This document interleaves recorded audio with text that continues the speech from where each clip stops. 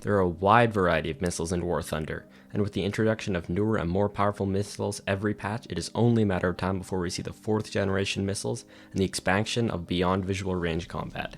Let's have a discussion and speculate on what sort of missiles we can expect to see in the near future. The video will be split up into 3 parts. First, we will cover the improved IR and semi-active radar homing missiles, then we will cover a completely new type of missile. Starting off with the IR missiles, I expect America to get the Aim-9L in the near future. This all-aspect sidewinder is already in the game, but currently only used by helicopters. Their NATO allies could receive the export Aim-9P4. When compared to missiles we will be discussing later, both of these additions would be rather conservative, as fundamentally they are Aim-9Js modernized with all-aspect seekers. Before we properly move on to the next generation missiles, let's address the Aim-9P5. Its performance is identical to the aforementioned P4 with one major exception. The missile features limited countermeasure technology, vastly reducing the effectiveness of flares. This will set the standard going forward, and unless otherwise stated, you can assume this feature to be on all missiles mentioned from now on. It is time we move on to the 4th generation of missiles.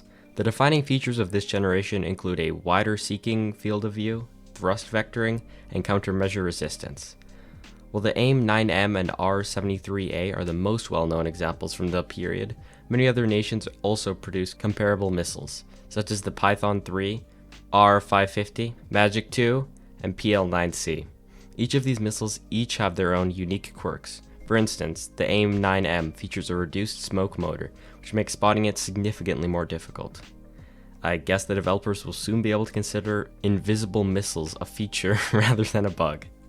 It is also worth mentioning that most of these missiles feature vastly improved seekers, which are capable of obtaining a frontal lock at ranges of 10 kilometers or more. Despite IR missiles relying on passive guidance systems, it is still detectable by several missile approach warning systems. However, none of these systems are modeled in-game, so currently the only way to spot these missiles is with the Mark I human eyeball.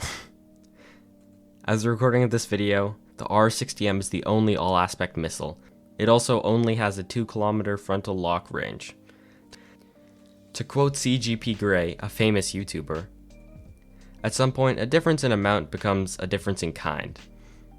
I'm doubtful that most players will be able to keep track of missiles at such long ranges, especially with the current missile spotting system. It will also become exponentially more difficult to keep track of your surroundings as the distance increases, simply due to how 3D space works.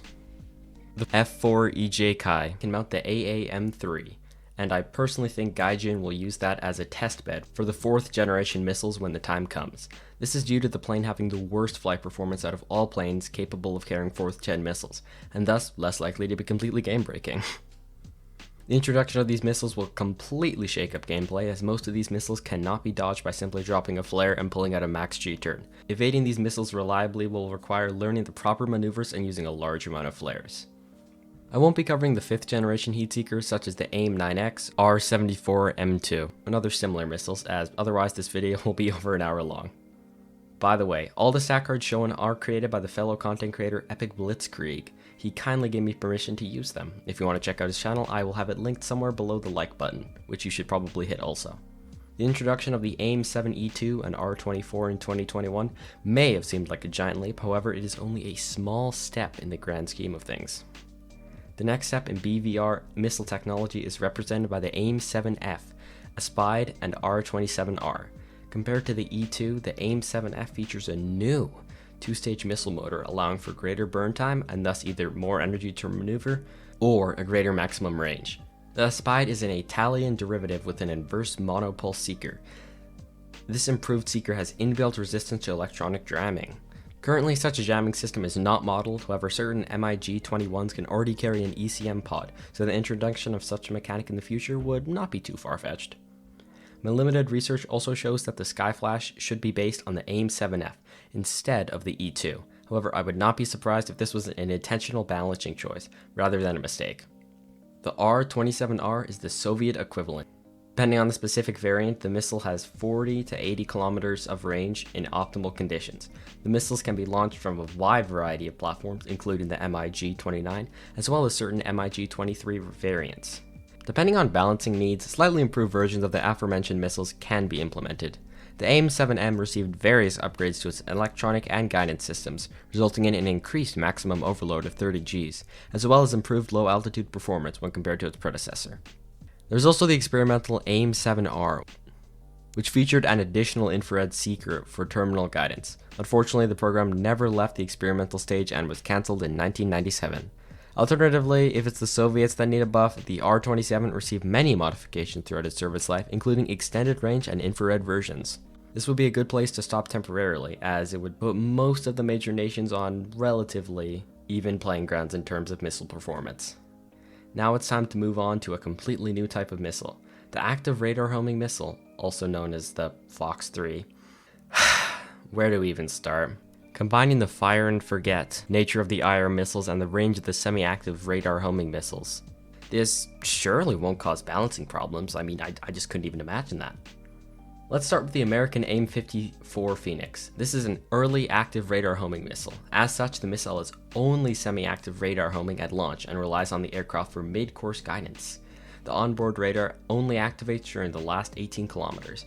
I personally don't think the game is ready for the Phoenix yet, as introducing the Eurofighters Typhoon, Dassault Rafale, and Saab Griffin in order to give the other nations planes capable of handling similar armament would currently be a step too far. On the other hand, not introducing similar equipment for other nations could lead to a balancing disaster.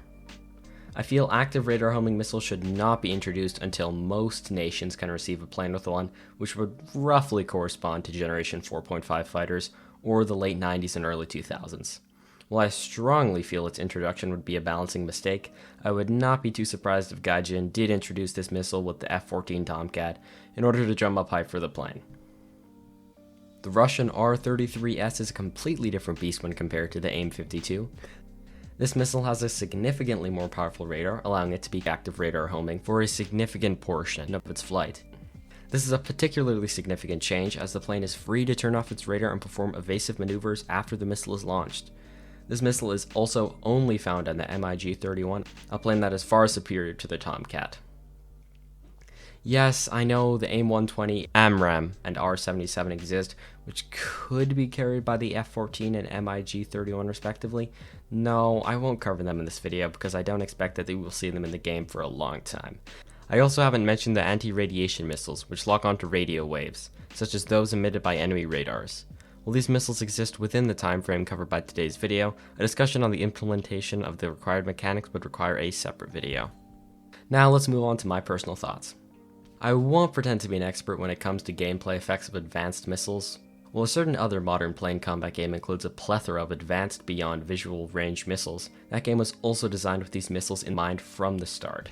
While there are likely many ways to properly implement these advanced missiles, I personally feel that introducing an enduring confrontation game mode for high-tier realistic battles could be one of the possible solutions. I just hope that whatever solution developers choose to go with is thoroughly tested in some sort of time-limited event and ends up being relatively balanced. Overall, I feel the introduction of more advanced missiles is inevitable, hence I created this video so we could all have a discussion on the topic. I particularly want to foster discussion around balancing, the stock grind, as well as map and objective designs. This video took a lot of research and time to create, so if you want to help me create more content just like this, please consider becoming a channel member.